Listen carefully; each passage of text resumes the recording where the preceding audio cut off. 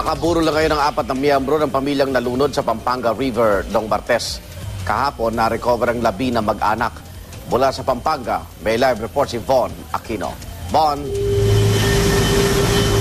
Yes, Igan, matapos nga ma-recover ang kanilang mga labi kahapon ay nakaburol na ang mga miyembro ng pamilya Guevara dito sa kanilang tahanan sa Barangay Santo Tomas, San Luis, Pampanga na nalunod sa Pampanga River noong Martes.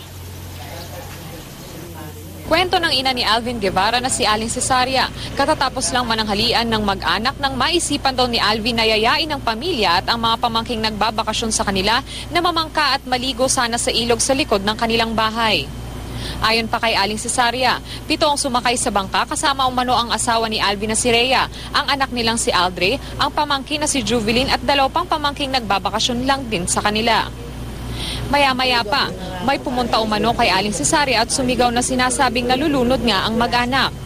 Nakita pa umano ni Aling Cesaria habang lumulubog ang kanyang anak, panugang at 2 apo. Tulong, tulong! Sabi ng anak kong babae. Bakit anong tulong? Sabi kong gano'n. Nay!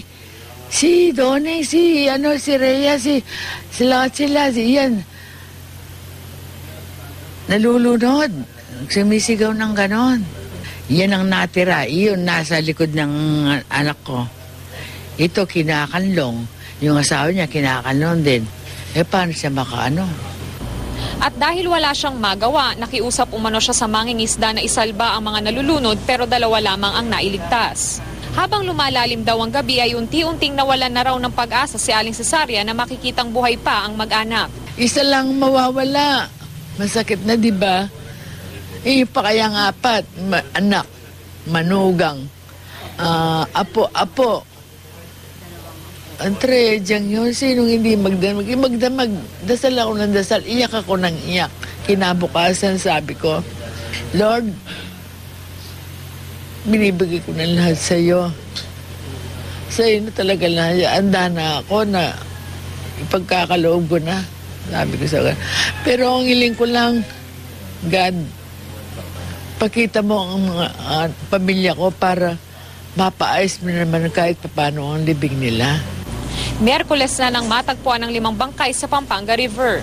Base naman sa inisyal na pagsisiyasat ng mga pulis, overloading ang naging sanhi ng paglubog ng bangkang sinakyan ng mag-anak. Pag-aaralan naman ng Provincial Disaster Risk Reduction Management Office ang pagrekomenda sa provincial government na ipagbawal na maligo sa Pampanga River.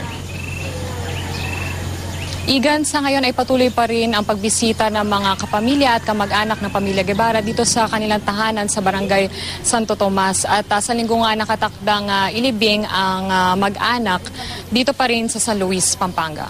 Igan? Maraming salamat, Von Aquino.